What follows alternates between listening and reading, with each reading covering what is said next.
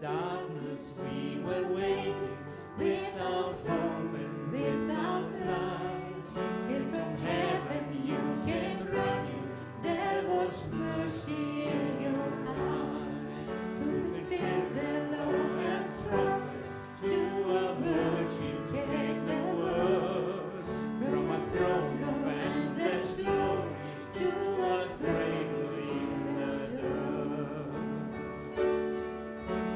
Praise the Father, praise the Son, praise the Spirit, three in one, God of glory, majesty, praise forever to the King of Kings. To reveal the kingdom coming and to reconcile the lost, to redeem the whole creation, you did not despise the cross. For even in your suffering, you saw to the other side, knowing this was our salvation, Jesus for our sake you died. Praise the Father, praise the Son, praise the Spirit, three in one, God of glory, majesty,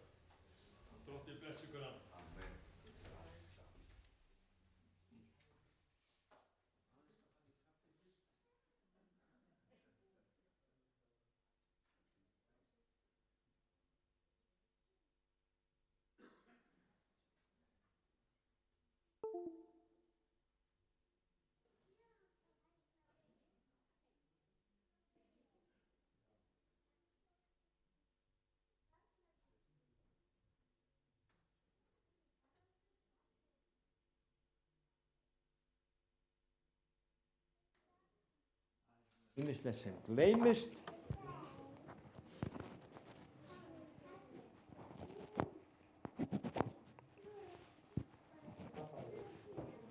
Hvernig kemur þetta svona?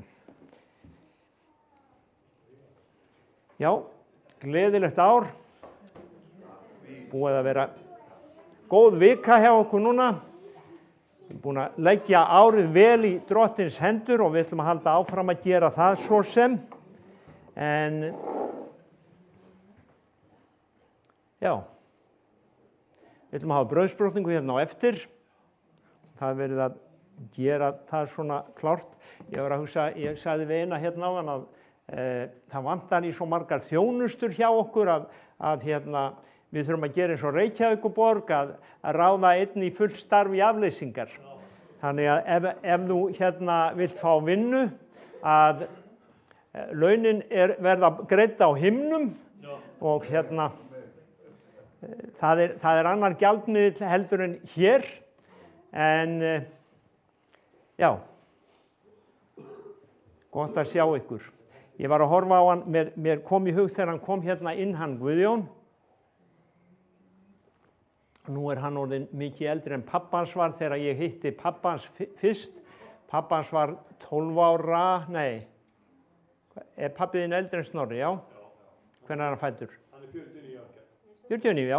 Já, þá er hann verið bara 9 eða 10 ára. Og við vorum, ég bjó í Betel í Vestmannaeyjum heilt sumar og var að læra á fiðlu. Og Gísli kemur, ég hitti hann þarna fyrir utan Betel einn daginn og þá segir hann við mig, heyrðu Kristinn, finnst þér ekki gott að vera frelsaður?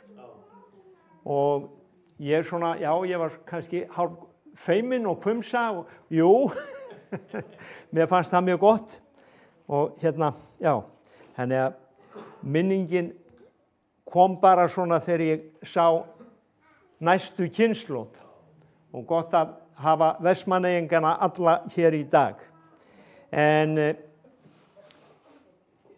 ég heyrði núna setningu daginn, eða það var maður sem sagði mig að hann sagði, ég er bara alveg búinn á því, anda, sál og líkama. Og ég fór að, já, ég bara heyrði það og það eru mörgum sem líður svona í dag og maður hefur heyrt fólk segja, maður hefur heyrt þetta svo oft, ég er alveg búinn á því. Og ég fór að hugsa, ok, hvað hef ég oft verið búinn á því sjálfur? Og já, liðið þannig, maður bara alveg búinn, nú er þetta orðið gott á mörgum sviðum. En þá kom upp í huga minn ritning sem hann pabbi, hann hélt svo mikið upp á og pabbi var 90 ára gamall, hann var reynda búinn að segja mér að hann ætlaði að verða 100 ára en hann náði því ekki, hann var 90 ára og hann sagði svo oft og hafði það yfir og ég held að það hafi verið á ískapnum hjá honum af og til og þetta er Jesaja 40 og vers 29 og við skulum bara aðeins skoða það vers í dag. Hann sagði, þar segir, hann veitir kraft hinum þreytta, gnóan styrk hinum þróttlausa, ungir menn þreytast og lýjast, æskumenn hníga. En þeir sem vona á Drottinn fá nýjan kraft, þeir fljúga upp á vængjum sem ernir, þeir hlaupa og lýjast ekki, ganga og þreytast ekki. Og ég las þetta vers í nokkrum þýðingum eins og gott þegar maður að skoða svona vers og þá segir að þeir fá nýjan kraft, þeir ganga þreytast ekki, þeir ganga án þess að gefast upp, segir Passion Biblían. Og það voru nokkur orð hérna sem vöktu athygli mína, þreyttur, enska þýðingi segir weary, og það eitthvað sem veðrað og einhver sem weary, hann getur verið veðraður og hann getur verið svona, já, það farið að sjá á honum sökum þreytu sakir eða hann búinn að erfiða og orðið þreyta hérna, enskan segir faint og það getur verið að missa móðinn jafnvel að yfirliði komin og já, en þetta bara þýtt þreyta hérna, þeir þreytast. En eins og ég sagði að þá, já, ungir menn, jafnvel í dag, við sjáum það eru svo margir ungir sem missa móðinn og þeir bara gefast upp á lífinu jafnvel. Og þeir vita ekki þetta, hafa ekki heyrt þetta að það er hægt að eignast nýjan kraft. Og orðið segir hérna, þeir sem vona á Drottinn fá nýjan kraft og þar, ef við skoðum textana, þeir sem bíða við fætur Drottins, þetta er meira en að vona, þú bíður í návist Drottins, þangað til þú færð nýjan kraft. Og það getur líka þýtt að þú bíður og þú ert að horfa eftir og þú hefur eftirvæntingu. En það er þetta með þreytuna og með ungu mennina að hérna, ég sagði við einn unga mann hérna á Kallamótn í gær að þið ungu menn, hann var að kvarta við ljósónum í lofstofunni, ég sagði þetta fær ekkert á okkur gamlingjana, við þolum þetta, það eru nefnilega bláljós í staðin fyrir warm white og þið getið skoðað þegar þið komið upp á eftir. En við ætlum að skipta þeim út fyrir ungu mennina. Þannig að maður tekur tillit til ungu mannana líka. En þetta að vera alveg búinn, og ég var að hugsa, eins og ég sagði, að ganga og þreytast ekki á þess að gefast upp. Ég man eftir því, ég var að vinna ég vann í 37 ára upp á Keflavíkurflugvelli. Og þar var stór hluti að minni vinnu að sjá svona rafbíla eða kerrur sem að draga töskukerrurnar ykkar þegar þið farið í flug og stundum voru það þurfti að hlaða þessi tæki svona einu sinni á sólarhring, stundum voru þessi tæki þannig að þeim var bara ýtt síðustu metrana í hleðslu. En þegar var búið að hlaða þetta upp, að þá var komin nýr kraftur og þá voru þær tilbúnar fyrir næsta dag. Og stundum var það þannig að það tók ekki hleðslu. Og ég svo oft hugsað þetta að margir kristnir, þeir eru svo gjörsamlega úrvinda og það er sama þó þú kannski segir, já, heyrðu þú, hérna, ef við ekki bara biðja saman, ég búin að reyna það þýðir ekkert. En hefurðu lesið orðið? Já, ég les orðið og það bara gagnar ekkert. Það kemur ekkert inn. Og þessir rafbílar, þeir voru þannig að ef að þeir voru alveg dauðir og alveg búnir á því, þá þurfti ég að setja þá í hleðslu, svona hæga hleðslu og þeir þurftu stundum að malla í 2 sólarhringa áður en þeir byrjuðu að taka við. Og veistu það að þetta er svo líkt við bara okkar lífstundum að það þarf eins og að plæja í okkur hjartað til þess að við getum tekið við. Af því að við erum bara alveg búin á því. Og andleg þreyta, hún er svo miklu, líkamleg þreyta er fín. Vegna þess að það er gott að vera þreyttur líkamlega og það er gott að taka á því og gott að bara stunda líkamsrækt. En andleg þreyta er eitthvað sem getur kostað fólk lífið. Og það er þess vegna sem að okkur hefur verið gefið þetta orð frá Guði að þú mátt koma hérna, þú mátt bíða í nærveru minni og ég skal bara hlaða þig upp. Og líkingin með örnin svo að örnin hann endur nýjar fjaðrirnar, þannig að hann fær nýjar fjaðrir fyrir þær sem detta af. Og þetta kristna lífið, að við göngum frá trú til trúar, frá styrkleika til styrkleika. Við gefumst ekki upp þótt móti blási, söng einhver, og annar sálmur segir, ef bróðir einhver bregst úr leik, þá bjóð fram tvöfalt lið. Þannig að, já, það bara þannig. Ég var að horfa á 2 konur í gær og það gott að horfa á konur, en það get ég sagt. Önnur hét Mary Ethel Woodworth, hinn hét Amy McPherson. Og þær voru uppi, Mary hún dó 1924, frá 44, hinn var aðeins á eftir.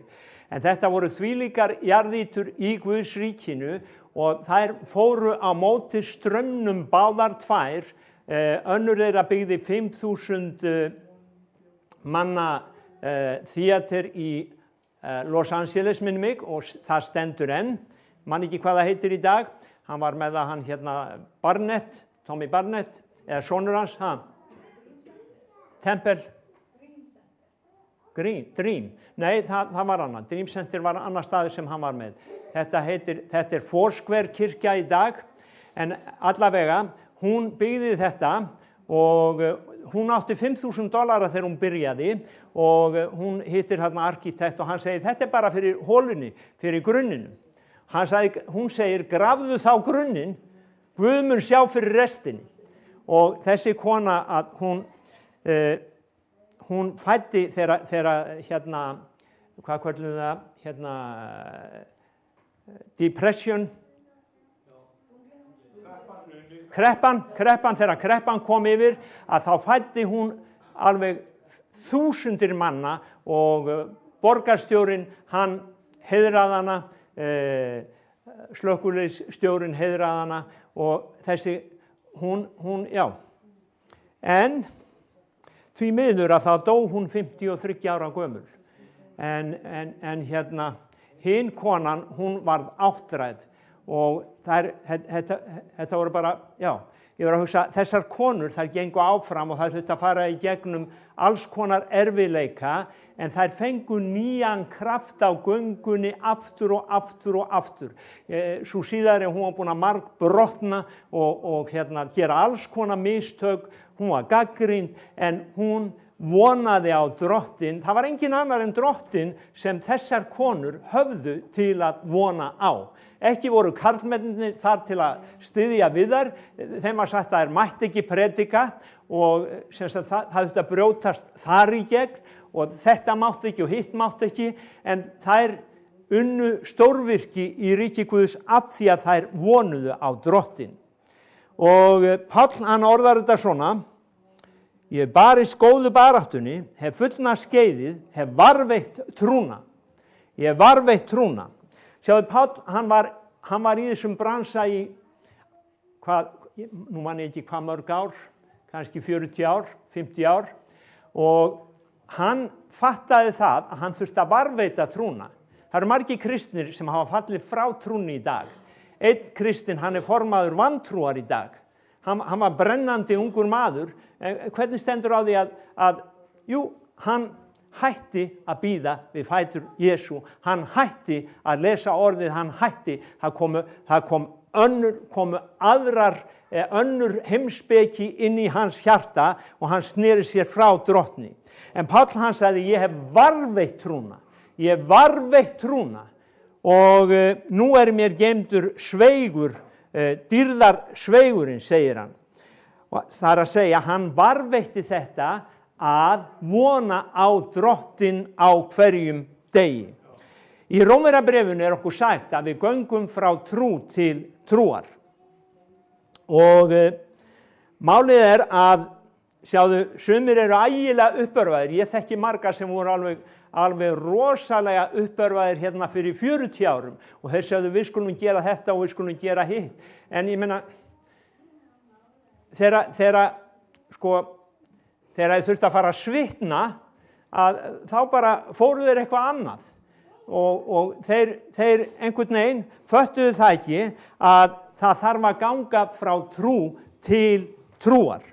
Og það ekki nóg að byrja í trú, við þurfum að biðja Guð að varðveita trúna í líf okkar, allt okkar líf. Við eigum að vera brennandi, við eigum að elska hann allt til enda. Ekki bara byrja, heldur allt til enda. Og ég man alltaf að pabbi, hann var að vitna alveg fram á síðasta dag hérna niður á spítala og hann sagði við hjúkrunarkonuna, heldur að ég stutt eftir? Og hún sagði já, það sennilega ekki langt eftir. Þá sagði hann, já, það gerir ekki til því að ég að fara heim til Jesú. Og það þetta hugafar sem við þurfum að hafa, að við erum að heiman frá drottni. Við vonum að hann meðan við erum hér á jörð og við getum gengið þessa göngu og fengið nýjan kraft á göngunni. Við getum alltaf fengið nýjan kraft. Amen. Þannig að við göngum frá trú til trúar. Og það Elías spámaður, hann misti af lestinni, hann var að færa sig á milli frá trú til trúar og þá fekk hann boðskap frá konu og það var svona eins og vitskraft, það voru galdrar í þessum orðum sem að bara orsökuðu það að hann var hræddur og hann flúði. Hann náði ekki að fara inn í trúna. Hann fór seinna inn í trúna því að ef við lesum sögun áfram að þá sat hann upp á fjalli og hann var bara ósigrandi þar. Það komu 50 manna herflokkar að ná honum niður og þeir duttu bara allir dauði niður af því að hann talaði orðið aftur. Þannig að hann komst til trúar aftur en þegar Jésabel talaði að þá klikkaði hann á því, hann var hræddur og hann hljóp í burtu. En þess vegna svo mikilvægt að fagna hérna Rómverjabréfið 17 segir okkur að fagnaðarerindið, það kraftur Guðs fyrir okkur frá trú til trúar. Við göngum frá trú til trúar. Sko, við byrjum svo oft og svo verðum við þreyttir. Jesús sagði dæmisögum að við ættum ekki að þreytast, heldur biðja áfram. Hvað átti hann við? Jú, haltu áfram að vona á Drottin. Ekki gleyma því að vona á Drottin, haltu áfram. Edison, hann sagði að okkar mesti veikleiki liggur í að gefast upp. Okkar mesti veikleiki, sjáðu Edison, við sjáum hann hérna, það bæði warm white og blue white frá honum, hann fann þetta upp og en hann sagði okkar stærsti veikleiki liggur í því að gefast upp. Og hann sagði líka, mér hefur ekki mistekist, Thomas Edison sagði, mér hefur ekki mistekist, ég hef bara fundið 10.000 leiðir sem ekki virkuðu. Mér hefur ekki mistekist, bara fundið 10.000 leiðir sem ekki virkuðu. Og síðan segir hann, ég skrifaði það hérna á ensku hjá mér, the most certain way to succeed is always to try one more time. Besta leiðin til að ná árangri að reyna einu sinni enn. Hafirðu reynt 10.000 sinnum, hafið það þá 10.001 sinni og þú munt finna lausnina. Og já, ég skrifaði hérna hjá mér, ég og Dísa, við erum búin að vera hérna svona í 45 ár. 45 ár og eins og ég sagði í upphafi, oft verið búin á því en alltaf bara pluggaði í samband aftur og fengið nýjan kraft. Og það hefur margt gerst á þessum 45 árum og sumir segja, já, þú bara í þessu af því að þú pastor. Nei, ekki alveg. Þegar ég byrjaði hérna, þá var annar pastor, hann hét Samuel og þá gerði ég eins og Snorri, þá átti ég heim í Miðtúninu í Reykjavík og ég keyrði á hverjum degi til Keflavíkur í heilt ár og spilaði hérna á píanó. Hverjum sunnudegi, sagði ég á hverju ári. Já, á hverjum sunnudegi. Já, þá var ég ungur og ég tók Palla Páls með mér, hann var bassaleikari og við komum saman hérna til Keflavíkur og já, those were the days my friend og ég vildi að þeir hefðu aldrei endað en sjáðu til að mig langar svo að sjá þetta í dag að fólk vilji, ég meina, eða vantar einhvern í Keflavík eða vantar einhvern á Ísafirði að bara fara, taka sig upp og bara vinna verk Drottins.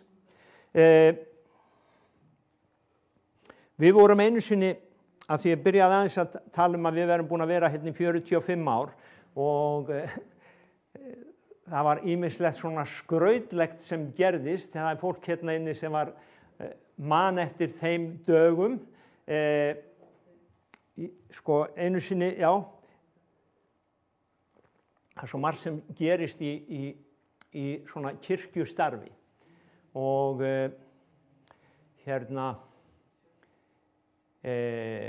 pastorinn sem var hérna, hann bara flutti einn daginn inn í Reykjavík, bara farinn, nennis ekki lengur, hættur farinn.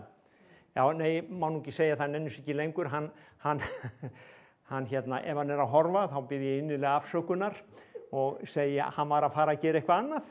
Hann fór að starfa í Ísland fyrir Krist, en hérna, það var kannski ekki aðalatriði, heldur var það að við vorum skildir hérna eftir og ég var alls ekkert tilbúin fyrir það að fara að leiða kirkju. En þessu var bara dömpað í fangið á mér. Nú ár eftir það að þá kom einhver annar innan úr Reykjavík og sagði þú ert rekinn, þú ert vanhæfur og þú átt ekkert að vera hér. Svo sendu þeir einhvern annan og jú, ég var alveg sáttur við það og þetta var bara svona léttir að vissu leyti.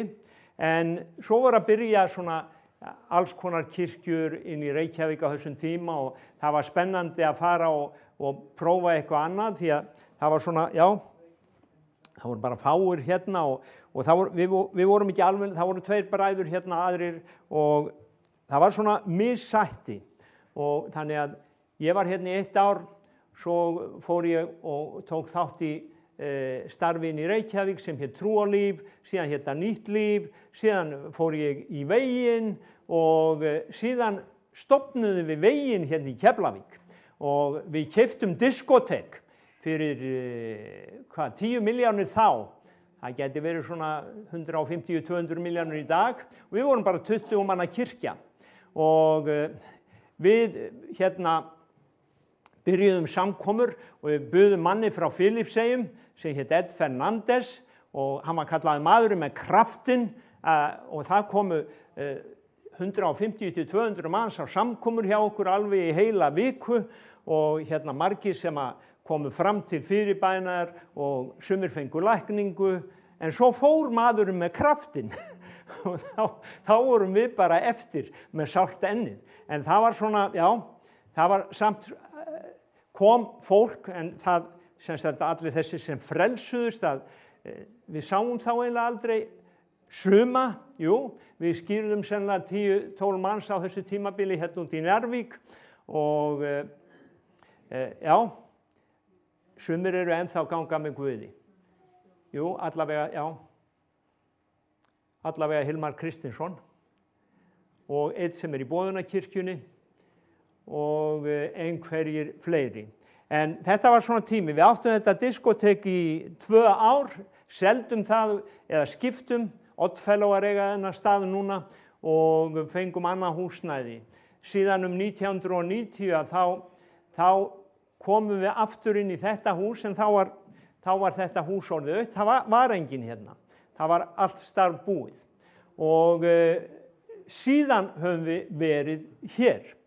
Þannig að þetta er orðið svolítið löng saga, margt gengið á og við höfum fengið svona alls konar, það er einn maður hérna, hann segir að ég sé postuli hinnar skrýtnu og ég segi alltaf, já vinur, þú ert skrýtnastur.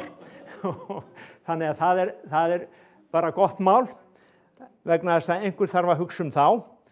En hann hann eitt dæmi þá sem að komu hérna. Þegar hann frelsaðist, og hann situr hérna í salnum, mér langar bara að segja ykkur að hann var svona, nú ætla ég að segja það svo hann heyri, hann var ofbeldishneigður alkohólisti. Og hann ekki alkohólisti lengur, hann nýsköpun í Kristi og hann frelsaður. En þegar hann frelsaðist og tók skýrt hérna, þá komu 16 manns á samkomu úr Samkaup eða Nettó, og vegna þess að þau vildu sjá hvað það væri sem hefði haft svona mikil áhrif á þennan skrýtna, ofbeldishneigða mann. Hann sagði mér það að ég má alveg segja það eða ekki, hann hefði hótað verkstjóran sínum, hann var kjötiðnaðarmaður og hann sagði stundum við verkstjóran, sko, viltu að ég heimsæki því í kvöld? Og hérna, en svo kemur hann hérna, frelsast, og fyrsta sem hann biður mig að gera er að skrifa afsökunarbréf til konu sem hann hafði verið ótuktalegur við og var erlend kona, og hérna, ég geri það og hann réttir henni bréfið og hún les bréfið og hún kemur til hans og gefur honum faðmlag á eftir. Og þannig að bara þessi 45 ár fyrir eina svona sögu, mér finnst það bara alveg þess virði að hafa verið hér. En það eru margar fleiri svona sögur. Þannig að við erum búin að vera hérna í 45 ár og við erum ekkert að gefast upp, en hins vegar finnst mér tími komin til að ungu mennirnir fara að taka við stafnum og keyra áfram, og ég fæ að sitja aftur í. Amen. En það bara að lokum, það eru nokkrar ritningar hérna, þetta með að vera alveg búin á því að hvað Guð segir við fólk. Í Haggai, 2. kafla og 4. vers, þá segir Haggai, 2. kafli, þá segir hann hert upp hugan, Serubabel, hert upp hugan, Jósúa Jósadaksson, æðsti prestur, hert upp hugan landslýður, segir drottinn, vinnið, haldið áfram verkinu, segir gamla þýðingin, því að ég með ykkur. Svo segir, ef við lesum áfram þarna, andi minn dvelur á meðal ykkar. Og sagan hérna, ef þið lesi Haggai, 1. og 2. kaflan, þeir voru að koma úr herleiðingu og þeir voru búin að vera hérna 60-70 ár, þeir höfðu fengið mótstöðu og þrengingar og þeir höfðu byrjað að byggja musteri drottins, eða það að segja, þeir höfðu byrjað, ef við heimfærum upp á okkar tíma, byrjað starf, og nú voru bara allir hættir og allir farnir bara að vinna sínum eigin húsum. Og Guð, spámaður drottins, kemur til þeirra og segir, tími fyrir ykkur að búa í þiljuðum húsum meðan mitt hús liggur í rústum. Og við getum alveg spurt okkur að því sem kirkja í dag, tími fyrir okkur að gera þetta og gera hitt meðan hús hans liggur í rústum. En mitt í öllu þessu að þá kemur Haggai og hann segir þeim að halda áfram verkinu og hann vakti þá upp. Og við lesum þarna í Haggai að þeir byrjuðu að starfa aftur, landstjórinn og fólki byrjaði á byggingunni aftur. En mér fannst það svo típist fyrir Guð, sko, þarna fólk sem eru uppgefið og þá segir Guð bara haltu áfram. Við Jeremía sagði hann, Jeremía hann var spámaður drottins og Jeremía hann að kvarta og hann að kveina. Jeremía var eini spámaðurinn sem hafði orð drottins á þessum tíma. Það var fullt af spámönnum og Jeremía hann sko, honum fannst Guð geta bara staðið með sér miklu betur. En Guð sett hann bara hérna út og hann talaði orð Guðs, svo fekk Jeremía alltaf bara allt skítkastið á sig. Og hann segi við Guð, þú ert mér sem svíkull lækur, þú bara bregst mér alltaf, þú ert aldrei til staða fyrir mig. Og hvað segir Guð við hann? Ef þú hættir þessu víli þínu, þá mun ég aftur nota þig, þá mun ég aftur láta þig framleiða dýrmæta hluti. Þetta Jeremía 15. kafli og sennilega 19. til 21. versið. En það sem að bara, það sem mér finnst standa upp úr þegar fólk að missa móðinn, þá það bara þetta, haltu áfram. Það batnar ekki við að hætta. Það sama hvort það í vinnunni, sama hvort það í skólanum, sama hvar það þú vinnur aldrei sigra með því að hætta, með því að stoppa, með því að gefast upp. Þú bara hættir að lifa þá. Við verðum að halda áfram þessu lífi í hvaða stöðu sem við erum. Amen. Og Jeremía, hann fekk að heyra það, Tímóteus fekk að heyra þetta líka. Tímóteus í 4. kaflanum í öðru Tímóteusarbréfi í versi 1-5 að þá Tímóteus, hann sennilega, ég veit ekki hvort hann í Efesus þarna, en það sem hann að fást við eru ofsóknir, hann að fást við villutrúamenn og hann að fást við magapínu og það má náttúrulega ekki predika það í öllum kirkjum að Páll sagði honum að drekka pínlítið af víni við þessum magaveikindum sem væru svo tíð. En þannig að Páll notaði líka náttúruleg meðöl, þó hann legði hendur yfir sjúka einnig. En hérna eru menn sem að þola ekki hina heilnæmu kenningu. En hvað segir Páll við hann? Hann segir, þó að enginn hlusti, þó að enginn styðji við baki á þér og þó að enginn sé með þér, predikaðu orðið, vers 2, gef þig að því í tíma og ótíma, vanda ávíta áminn með öllu langlindi og fræðslu. Amen. Þannig hann fekk þetta bara áfram gakk, sama hvað á gengur, haltu áfram. Þeir sem vona á Drottin, þeir fá nýjan kraft. Þeir fá nýjan styrk og ef við vonum á Drottin þá endurnýjast flugfjaðrirnar okkar. Þannig að Tímóteus fekk að heyra þetta líka. Ég hugsa hann hefði frekar viljað fá einhver svona huggunarorð eða aumingja Tímóteus minn, mikið áttu bágt og Jesús elskar þig. Nei, hann sagði predikaðu orðið, ekkert röfl. Haltu áfram að predika orðið, vandaðu og gerðu bara eins og ég hef gert, segir Páll. Því að nú tíminn komin til að mér verði fórnfært, segir Páll síðan, og að ég taki mig upp, ég hef barist góðu baráttunni, hef fullna skeiðið varveitt trúna. Þannig að trúin okkar, hún á Guð. Páll sagði, ég veit á hvern ég trúi. Ef þú ætlar að vera kristinn, og vona á kirkjuna þína eða vona á þetta eða hitt, að þá get ég lofa þér því að þú munt klikka, þú munt gefast upp á leiðinni. Þú verður að vona á Drottin sjálfan. Þú getur verið í þessari kirkju eða þessari og ég ætla líka að segja það að það mikil mistök sem margir gera að vera að leita sér að kirkju til að það sem mesta stemmingin og mest að gerast. Þú átt að vera þar sem Guð setur þig. Það best að vera, Biblían segir að Guð setur okkur á líkamann þar sem við eigum að vera. Amen. Þannig að ég var að hugsa þessa hluti og aðra hluti í vikunni og þá kom til mín þetta orð, ég mun byggja mína kirkju. Og ég fór að hugsa, já,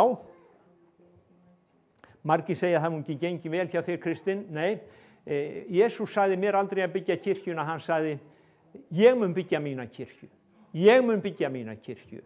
Og misskilningurinn sem við höfum oft með kirkjur þessi, ok, ef það kirkjuvöxtur og það eru konir 100 meðlimir, 200 meðlimir, 500, þá árangur. En svo bara skeður eitt lítið ding og allir sauðirnir tvistrast, þessi hér, þessi þar, við höfum séð þetta. Því miður á Íslandi. Spurningin, kirkja Jesú Krist, hún hópur af fólki sem elskar Jesú og ég finn tengingu ef að þú ert í veginum eða þú ert í Fíladelfíu og þá erum við báðir kirkja eða bæði kirkja Jesú Krists, við finnum tengingu, við finnum samhljóm af því að við erum að stefna í sömu átt. Það er ekki kirkjubyggingin, það sem þetta snýst er að við viljum segja öðrum frá Jesú. Við viljum leiða aðra til Krists, við viljum hjálpa þeim að vaxa í Kristi. Og mér sama hvort það er hér eða þar. Ef að þeim gengur betur út í Njarðvík, þá vil ég hjálpa þeim og styðja við bakið á þeim. Vegna þess að Jesús, þegar upp er staðið, þá er það hann sem byggir sína kirkju og það verður ekki spurt hvort þú hafi verið meðlimur í Hvítasunnu kirkjunni í Keflavík þegar þú stendur við Fögrudyr eða við hlið himinsins. Það verður spurt hvað gerðir þú við Jesúm Krist? Hvað gerður við son minn Jesúm Krist? Þannig að mín hvatning til okkar allra er að bara hvar sem við erum á lífsleiðinni, höldum áfram, ekki gefast upp.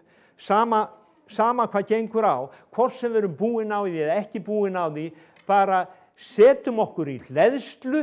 Ef þú þarft lengri hleðslu, vertu þá bara lengur í hleðslu eins og ég talaði með rafbílana, þangað til að þú ferð að taka við því. Og ég hef oft upplifað það, ég þurfti að biðja 2-3 tíma þangað til ég fann nærveru Guðs. Ekki alltaf þannig, og ég er ekkert endilega að biðja 2-3 tíma á hverjum degi alla daga, en stundum þurfum við að brjótast í gegn til þess að finna þennan kraft og þennan styrk frá Guði. Amen. Segi bara Drottinn, takk fyrir nýjan kraft á þessu ári. Takk fyrir að þú ert með okkur og takk fyrir að þú leiðir okkur rétta vegu fyrir sakinn nafns þíns. Þú hressir sál mína, Faðir Guð. Takk fyrir að það er þú sem hressir sál mína. Það er enginn sem getur hress sálina nema þú, ó Guð. Og Drottinn, við viljum lofa þig, við viljum þakka þér. Takk fyrir að þú gjörir nýja hluti á komanda ári fyrir okkur öll. Takk fyrir að þú styrkir okkur og þú, Drottinn, leiðir okkur. Og Drottinn, ég þakka fyrir að við megum fylgja þér í Jesú nafni. Amen. Og ef þú ert ekki viss að þú sért og tilheyrir Drottni, þá er bænin bara þessi: Drottinn, ég gef þér hjarta mitt, fyrirgefðu mér syndir mínar, ég vil fylgja þér. Vegna þess að það getur enginn orðið fylgt Guði nema hann ákveði það sjálfur. Það getur enginn látið þig fylgja Guði. Jesús er Drottinn. Og við þökkum þeim sem er að hlýða á okkur á netinu og slítum þessari útsendingu núna. Amen.